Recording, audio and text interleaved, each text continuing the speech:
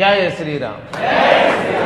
ఇంత రోజు రోజుకి వాళ్ళంత రెచ్చిపోతూ ఉంటే బంగ్లాదేశ్లో బతకలేవకుండా చేస్తుంటే ఇంకో చోట బతకలేవకుండా చేస్తుంటే ఆ మాత్రం మనకు మాత్రం పౌరుషం లేదా? మీరు మాత్రం మనుషులు కాదా? ఆడైనా మగైనా మనం మనుషులమే గుర్తుపెట్టుకోండి. మీ ధర్మాన్ని మీరు నిలబెట్టుకోలేనప్పుడు నపుంసకుల కంటే కూడా ప్రమాదకాలు మీరు నపుంసకులు అవ్వద్దు. పుంసాం మోహన రూపాయ అన్నట్టు అవ్వండి అంతే. లక్షల మంది పురాణాలు వింటున్నారు, 2,64,000 మంది సబ్స్క్రైబర్స్ ఉన్నారు. ఏం లాభం? ఇంకా ఎక్కువగా తయారవ్వాలి, పురాణములు వినాలి, ధర్మం కోసం నిలబడాలి. చైతన్యం చాలా వచ్చింది పూర్వంతో పోలిస్తే.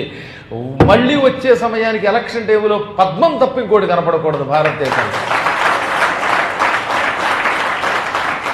ఈ మధ్యన ఒక తాటక, ఒక పూతన, ఒక రాక్షసి భూలోకంలో పుట్టి 3 పిల్లల కంటే ఎవరు పోషిస్తారు అందుట. ఓ దౌర్భాగ్యాలు ఎవరిని? ఆర్ఎస్ఎస్ చీఫ్ మోహన్ భాగవత్ని నేను పోషిస్తాను, మీరు పోషిద్దాం. వాడు పందులు కనంటే 10 మందిని కంటూ ఉంటే మీరు 3 మనుషులు కనలేరా? కనండి, కానీ 3ని పోషించండి. అందులో ఒక్కొక్కండి దేశానికి ఇవ్వండి, మన మిలిటరీకి ఇవ్వండి, మన ధర్మం కోసం ఒకటి ఇవ్వండి. ఇద్దరిని ఇంట్లో అట్టే పెట్టుకోండి, ఏం పర్వాలేదు. ప్రతి ఇంట్లోనూ ఒక పురుషుడు, ఒక స్త్రీ మన ధర్మం కోసం నిలబడాలి. ఈ దరిద్రపు సెక్యులర్ భావాలకి తీసేయండి. ఆ రోజులు వెళ్ళిపోయాయి. అవన్నీ విని విని విని చెవులు వాచిపోయాయి. సత్యం ఎప్పటిదాకా మనం ఓ దేశం వాళ్ళకి అంటగట్టి ఉన్న దేశంలో కూడా మనం బతకలేకుండా అయిపోతున్నాం అంటే దీనికి అలా మూల కారణం ఆనాడు ఆ నెహ్రూ గాడు. వాడికి సపోర్ట్ చేసినటువంటి వాడు ఇంకొక ఆయన ఉన్నాడు. అలాంటి వాళ్ళకి మహాత్మా బిరుదు కూడా ఇవ్వకూడదు, ఎవరేమనుకున్నా సరే. మళ్ళీ ఇంకోసారి గోవిందా.